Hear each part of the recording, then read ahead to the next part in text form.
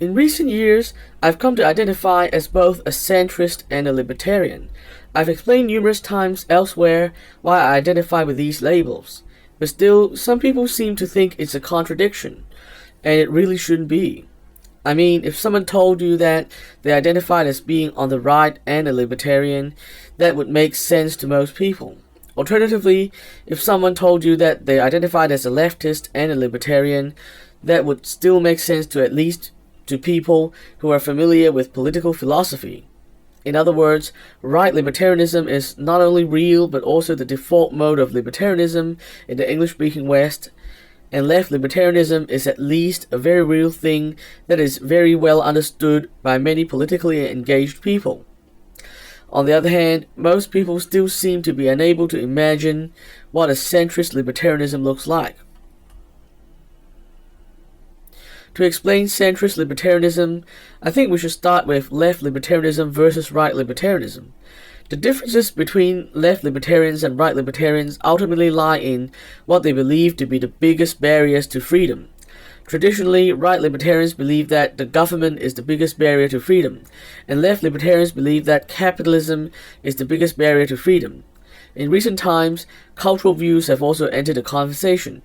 Here, right libertarians tend to believe that the woke establishment and its institutions are the most important enemy of freedom, while left libertarians tend to see the same with religion and traditional values.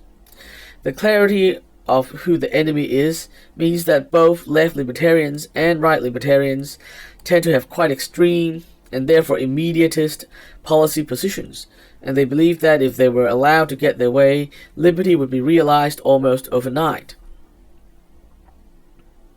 Centrist libertarians are different from both left libertarians and right libertarians in that, while we aim for the maximization of freedom like all other libertarians, we understand that the conditions that favor or disfavor freedom are multifactorial.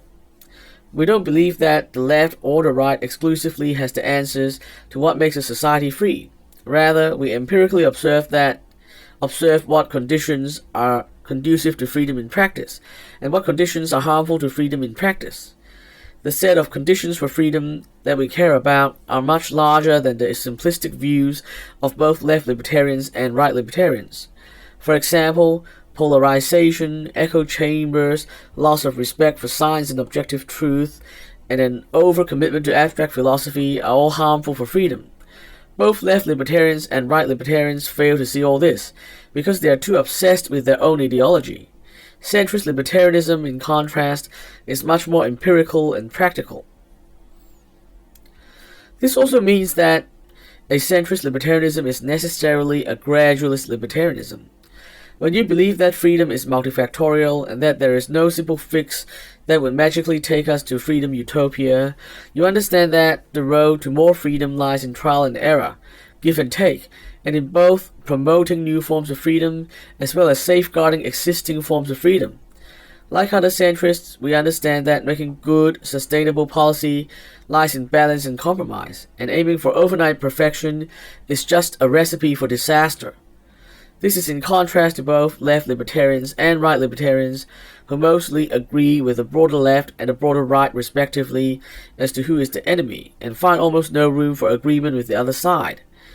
This is what leads to many right libertarians embracing policy positions very similar to that of the Republican Freedom Caucus, and many left libertarians embracing wokeness to some extent, even though that ideology is clearly anti-free speech and individual liberty.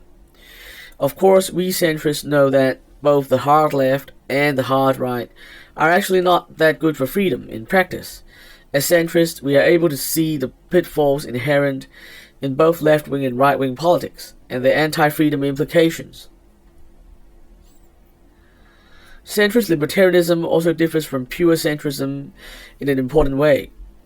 Unlike centrists who are not libertarians, we still insist on prioritizing our general goal of promoting freedom when it comes to what we are willing to support and the kind of compromises that we are willing to make. For example, a centrist libertarian will not agree to a platform that results in clearly less freedom than the status quo, no matter what benefits its supporters claim it will bring. Also, in hammering out compromises, we will always bring the case for freedom to the table. and argue that the policy of agreeing to disagree and respecting each other's freedom will often be the best form of compromise. Finally, our commitment to freedom means that we will not fall for populist policy platforms that combine social and economic authoritarianism, even if they do superficially combine policies from both the left and the right. We want to take the best parts from both sides, not the worst parts.